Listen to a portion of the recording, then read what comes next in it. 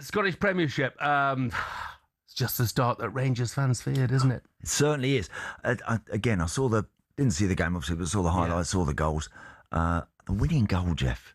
The winning goal. I'm thinking to myself, surely my goalie's got to get something on that. It wasn't a blistering strike, was it? That flew into the top corner. It wasn't. I mean, listen, accurate goal and great for Hibs, great finish from them, but literally in stoppage time to see one like that crawl into the far corner must have been agony for all the Rangers fans who saw it, who watched it live, and certainly for Derek McInnes, I would have thought that his shoulders would have slumped a bit when that one went in. But it was a poor looking goal, wasn't it, to concede right in the last few moments. Well, already 5 points behind Celtic, who won by 5-1 at Kilmarnock. And of course, they're behind in their European tie as well, going to the second leg this week.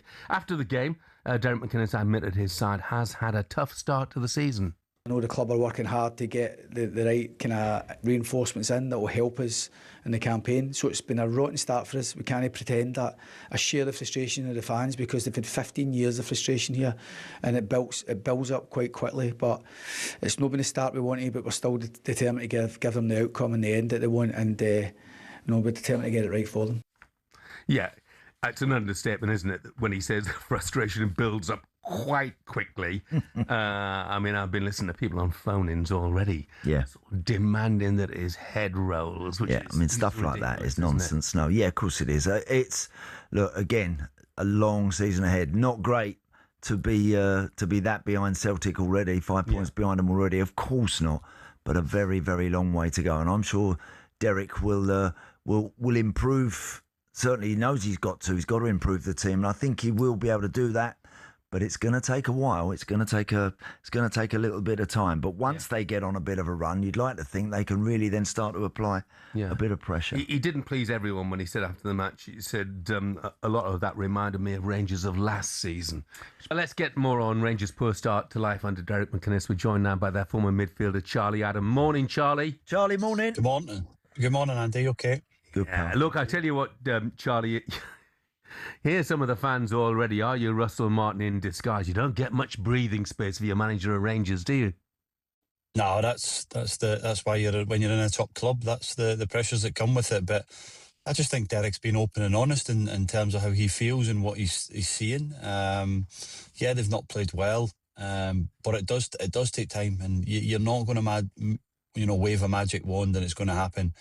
But ultimately, when you are the Rangers manager, the pressure does come quickly, and they need to turn around that European game in midweek, and then look to the next game, and that's a League Cup game, and then try and move on from that. But you just got to take each game as it comes. It's been a poor start, disappointing, but let's say a long, long way to go. Yeah, the winning goal, Charlie, was a soft goal, wasn't it? The way it sort of seemed to crawl into the corner. You're looking at your goalie thinking surely he could have got something on that 2 or 3 times as well. I thought they had an opportunity to recover and maybe sort that out, but it hurts when you're conceding goals so late in games like that. Yeah, again, Andy, I think it's more of a structural thing that when you score so late and you've got that opportunity, don't lose the game. Especially at home, don't lose the game. A point, is not good enough, but it gives you a stepping stone to look forward to the next game. But ultimately, when you lose the game and the way they lost the game, it's the deflation and the feel around the stadium, around the players, the connection between players and supporters is very difficult. And, all of a sudden, when you get a late equaliser, these supporters possibly are going away, frustrated. But again, we've not lost the game, and we can build on that for a European night and Thursday night, and we can bring an atmosphere and energy to the stadium. So, the way they lost the goal will be hugely disappointing. But on the other hand, for David, he'll be absolutely delighted with going to Ibrox again and getting that the result. When you look at that Rangers side, Charlie, at the weekend, do you think maybe they just lack a leader out on the park? Ultimately, there's leaders, and by the way, you don't have to be a captain to be a leader. There's different ways of leading within the group, and that's down to your performances and taking control of the game. Again, everybody captains teams differently, from motivational captains to people that do the talking on the pitch. I played with one of the best ever that showed on the pitch why he was one of the world class players in Steven Gerrard. But it wasn't a massive shouter in the dressing room. He done his talking on the pitch. He led by example on the pitch, but the training pitch, standards round the place. So yeah, Derek's signings this summer have been around sort of people that have understand the football club, understand Scottish football, but also as well have played at big clubs and understand the pressure. So no, I just think sometimes it takes time to get the real rhythm of the players. And Derek said that. He says it's taking time for these players to get up to speed to what he wants and what the supporters want to see. So it'll take time, and they just got to keep working hard this week on the training pitch, looking at the next game in Europe on Thursday, and then going after that League Cup game the following weekend. Yeah, losing Youssef Chamiti was a blow, obviously, Charlie. So big onus now on Lawrence Shankland. Yeah, Chamiti's, was one I sort of clambered for last year, and I felt he would come good. Just seeing that, I worked 5 months at Everton with him, and I knew the attributes he had, I thought would suit him playing as that sort of lone number 9 for Rangers. Good power, good speed at the top end of the pitch. But now the pressure on Shankland, and he's had that pressure before. He scored 16 plus goals in the league last year for Hearts, and he's managed to carry that sort of can for a couple of years. So he'll have to do that now. But again, how serious the injury is will depend the next few days for Youssef, and what sort of market range they're looking for as well. Obviously, there was a bid supposedly from a Turkish team yesterday or over the weekend for Chamiti, and again, Rangers will know that they've got good value in him if that's something that they look to do. But if it is a long-term injury or even a sort of 3 or 4 month injury, they might look to try and replace that as quick as they can, because they'll need somebody else to play up there with Shankland. Quick word on Liverpool, Charlie. If you're would you be concerned about the number of goals they're conceding at the moment, or is it not relevant because it's pre-season? I was there yesterday, Jeff, and for 45 minutes they were excellent. First 45 minutes they were a bit. Again, that was with mostly senior players. Kumas played, and Dueki, the centre back, played, who was, by the way, was top player, 18 years of age, coming from Osta Vienna.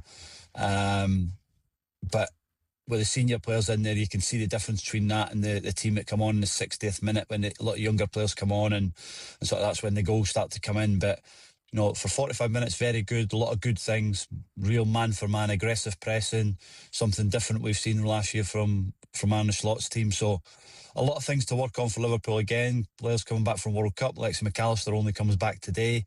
And then ultimately, I still think they need strength and depth, and they'll need to bring in at least 3 or 4 signings in before the sort of window closes, and the Premier League's only 2 weeks away now. Yeah.